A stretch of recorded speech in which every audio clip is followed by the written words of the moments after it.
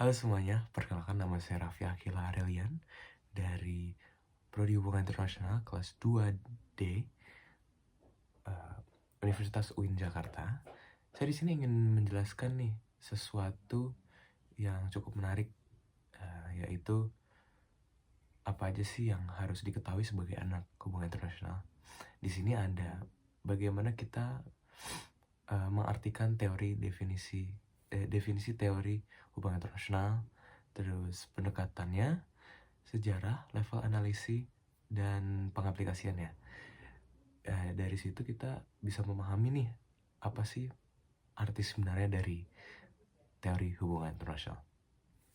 Nah, kita langsung masuk aja ke poin pertama, yaitu definisi teori hubungan internasional. Teori hubungan internasional, atau biasanya orang menyebutnya teori IR, yang mempelajari bagaimana cara kerja hubungan internasional secara sistematis dan juga jelas.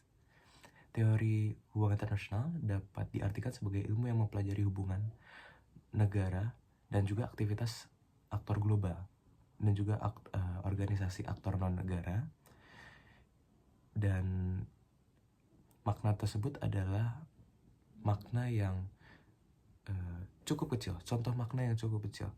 Namun tentunya teori hubungan internasional memiliki makna yang lebih luas dari makna tersebut.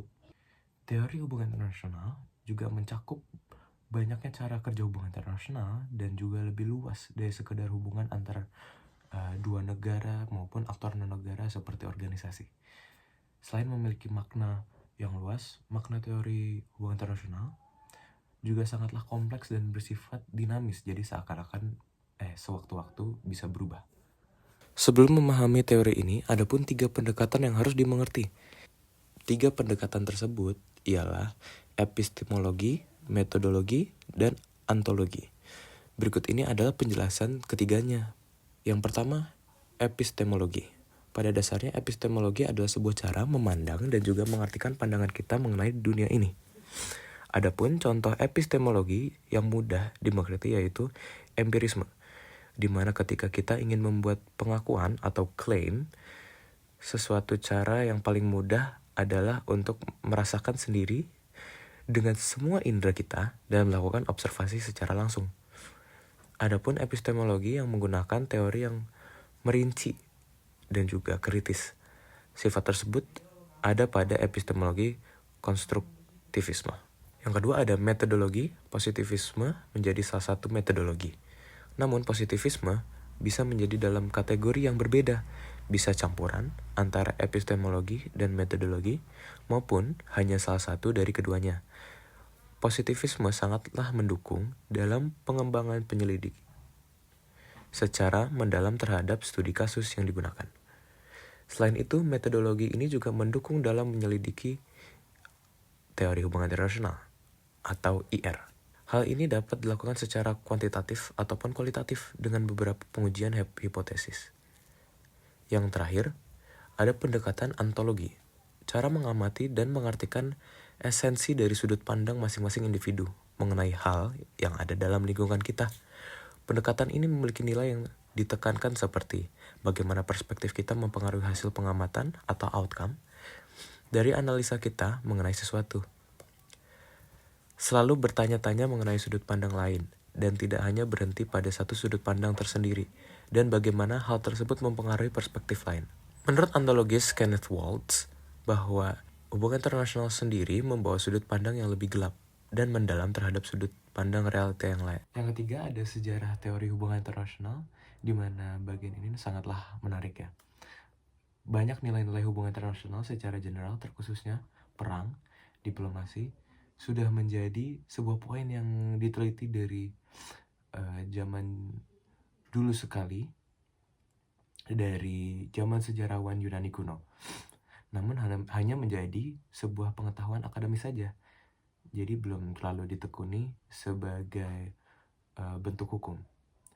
Nah, teori hubungan internasional terbentuk karena dorongan peristiwa Perang Dunia Pertama pada tahun 1914 sampai dengan 1918. Dari peristiwa tersebut, banyak yang mengundang keresahan dan juga mendorong rasa untuk tidak akan membiarkan peristiwa seperti ini terjadi lagi. Karena banyak sekali korban jiwa yang berjatuhan dari peristiwa tersebut. Banyak sekali tentara muda yang gugur di medan perang, terutama di Perang Teluk. Pada front barat itu banyak sekali rekrut anak muda yang gugur. Dari banyaknya pandangan dan juga perbedaan, ini sangat wajar jika hal ini menimbulkan perselisihan dan perdebatan. Contohnya Perang Dunia Kedua pada tahun 1950-an antara realis dan idealis, membahas sifat politik internasional dan kemungkinan perubahan sifat damai. Setelah sejarah teori hubungan internasional, selanjutnya ada peran teori hubungan internasional. Ada banyak sekali bentuk pengertian sebuah teori, dengan banyaknya arti yang berbeda karena setiap individu dapat mengartikan lain daripada individu yang lain. Terkadang sebuah teori tidak dapat diartikan secara sama ketika diaplikasikan pada situasi dan kondisi yang berbeda. Dapat diartikan bahwa teori ini dapat difungsikan sebagai cara memahami sebuah situasi yang terjadi dalam lingkup hubungan internasional. Pengaplikasian teori ini disesuaikan dengan kondisi tertentu. Tidak selamanya kita dapat memahami fenomena dengan hanya satu teori saja. Maka dari itu, peran yang diberikan oleh teori ini adalah bagaimana teori ini memberikan sudut pandang yang berbeda dalam penyelesaian sebuah masalah atau memahami sebuah situasi yang terjadi dalam hubungan internasional. Selanjutnya ada level analisis. Dalam hubungan internasional, tingkatan analisis dapat meliputi individu maupun kelompok, negara dan juga sistem internasional yang berlaku, dan menawarkan kerangka kerja untuk membantu mempermudah pemikiran secara sistematis. Ini tidak sama dengan unit analisis yang mencakup entitas seperti negara, organisasi, ataupun orang. Variabel dependent adalah fenomena yang ingin dijelaskan sebagai analisis, sementara variabel independent adalah penyebabnya. Di berbagai tingkat analisis, faktor internal suatu negara dapat berupa individu, kelompok, dan juga masyarakat, atau faktor eksternal dapat berupa sistem global yang berpengaruh dalam terjalinnya interaksi antar negara. Nah, dalam studi hubungan internasional memiliki beberapa tingkatan analisis nih.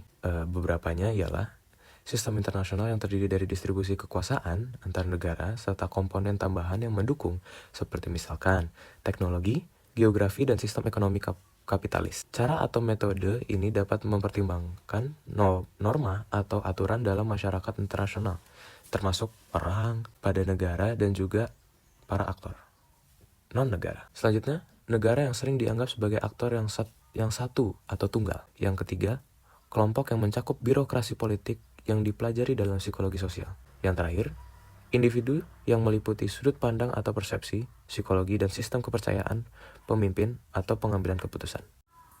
Nah, yang terakhir dari materi ini adalah aplikasi teori hubungan internasional. Terlepas dari sebuah fakta, sebuah teori pun masih bisa terbentuk. Alasan tersebut yang membuat teori memiliki pemahaman yang sangat unik dan juga abstrak. Dari sudut pandang teori positivisme, teori yang memiliki dasar empiris dalam ilmu sosial dan ilmu alam akan memberikan sebuah jawaban dari sesuatu yang kita amati karena mengandung sebuah fakta sesuai dengan apa yang kita lihat. Bagaimana relevansi sebuah teori terhadap suatu kebijakan atau ketentuan kemungkinan memiliki tujuan pada awalnya yang berpacu kepada nilai pembuat teori. Meskipun pada tanda kutip dalam teori sesuatu itu benar, tetapi belum tentu kenyataannya seperti itu. Hal ini adalah salah satu bentuk peremehan yang umum dilakukan terhadap sebuah teori. Seorang ahli teori, Kenneth Waltz, pernah menjelaskan, sebuah teori politik jika memang bagus, tidak hanya akan menjelaskan hasil internasional, tetapi juga memberikan petunjuk tentang situasi dan tindakan yang dapat menghasilkan lebih banyak hal yang diinginkan dan lebih kecil hal yang tidak diinginkan. Nah, itu dia penjelasan dari saya. Itu merupakan beberapa poin penting untuk memahami apa sih teori hubungan internasional. Sekian dari saya, itu saja, dan terima kasih.